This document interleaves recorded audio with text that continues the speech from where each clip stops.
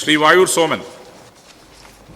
Sir, കേരളത്തിലെ എല്ലാവർക്കും ഭക്ഷ്യഭദ്രത ഉറപ്പുവരുത്തുക എന്നതിൻ്റെ ഭാഗമായി ആദിവാസി മേഖല ഉൾപ്പെടെയുള്ള വിദൂര പ്രദേശങ്ങളിലേക്ക് സൗജന്യമായി വാഹനങ്ങളിൽ ഭക്ഷ്യധാന്യങ്ങൾ എത്തിച്ചു കൊടുക്കുന്ന സഞ്ചരിക്കുന്ന റേഷൻ കട പദ്ധതി അഭിനന്ദനം അർഹിക്കുന്ന നടപടിയാണ്. എൻ്റെ ചോദ്യം, പ്രസ്തുത പദ്ധതി നടപ്പിലാക്കുന്നതിലേക്കായി ഏതെങ്കിലും വിധത്തിലുള്ള കേന്ദ്ര സഹായം ലഭ്യമാകുന്നുണ്ടോ? ഉണ്ടെങ്കിൽ ഇത് സംബന്ധിച്ച വിശദാംശങ്ങൾ ലഭ്യമാക്കുന്നു.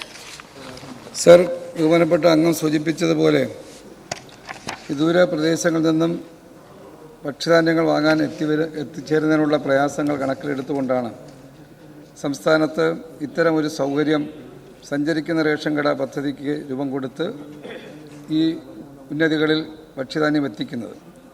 എന്നാൽ ഈ ഭക്ഷ്യധാന്യം എത്തിക്കുന്ന ഈ പദ്ധതിക്ക് കേന്ദ്ര ഗവൺമെൻറ് യാതൊരു സഹായവുമില്ല എന്നുള്ള കാര്യം ഞാനിവിടെ സൂചിപ്പിക്കാൻ ഉദ്ദേശിക്കുകയാണ്.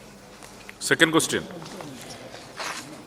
സംസ്ഥാനത്തെ ആദിവാസി ഉന്നതികളിൽ ഉൾപ്പെടെയുള്ള വിദൂര പ്രദേശങ്ങളിലെ ജനവിഭാഗങ്ങൾക്ക് ഭക്ഷ്യഭദ്രത ഉറപ്പുവരുത്തുന്ന സംസ്ഥാന സർക്കാരിൻ്റെ പദ്ധതി അഭിനന്ദനം അർഹിക്കുന്ന നടപടിയാണ്.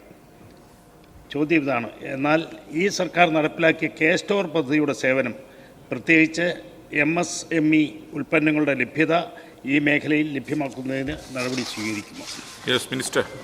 സർ, ഭക്ഷ്യവകുപ്പിൻ്റെ കെ സ്റ്റോർ പദ്ധതി പ്രകാരം സംസ്ഥാനത്ത് 1779 റേഷൻ കടകളിൽ ആ പദ്ധതി വ്യാപിപ്പിച്ചിട്ടുണ്ട്. സാർ, ഈ വർഷം അത് 2500 ന്യായവില ഷോപ്പുകളിലേക്ക് എത്തിക്കാനാണ് ഉദ്ദേശിക്കുന്നത്.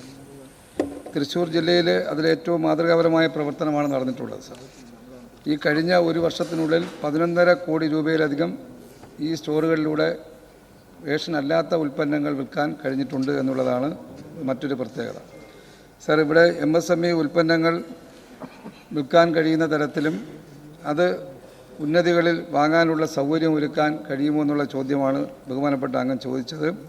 ആദിവാസി ഉന്നതികളിൽ ഇത്തരം ഉൽപ്പന്നങ്ങൾ ഉൾപ്പെടെയുള്ള കെ സ്റ്റോർ സംവിധാനം എത്തിക്കുന്നതിൻ്റെ കാര്യം പരിഗണിക്കുന്നതാണ്. സാർ.